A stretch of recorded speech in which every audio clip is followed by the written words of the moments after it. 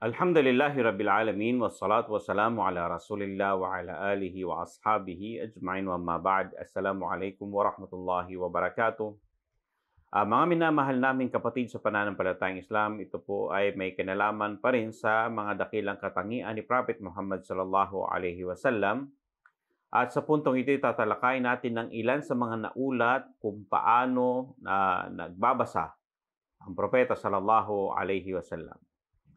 Tinanong si Salama kung paano ang basa ng propeta sallallahu alaihi wasallam at kanyang sinabing kung saan inilarawan niya na ang pagbigkas ng propeta o pagbabasa ng propeta sallallahu alaihi wasallam ay maliwanag, na kung saan maliwanag ang bawat titik, ang letra. Okay? So si Qatada nagulat na kung saan tinanong niya si Anas bin Malik kung paano ang basa ng propeta sallallahu alaihi wasallam, at sinabi niya madda. Ibig sabihin hindi karaniwang salita, so tinatagalan niya yung kanyang basa. Yan ang ibig sabihin nun. Okay? At ganoon din po na sinabi naman ni Salama na ang basa daw ni Prophet Muhammad sallallahu alaihi wasallam ay humihinto siya sa bawat aya. At hinalimbawa niya, Alhamdulillahi Rabbil Alamin. Then sabi niya, thumma yaqif, hihinto siya.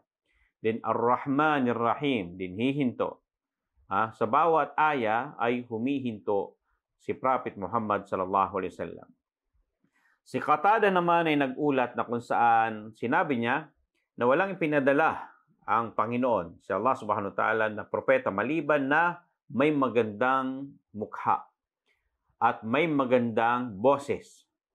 At sabi niya, ang propeta nyo na si Prophet Muhammad sallallahu alaihi wasallam ay may magandang mukha at may magandang boses. Okay?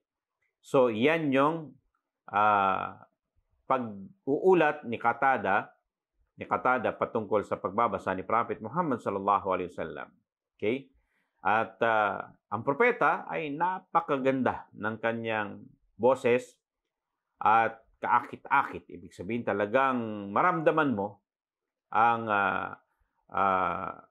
napakasarap pakinggan ang basa ni Prophet Muhammad sallallahu alaihi wasallam.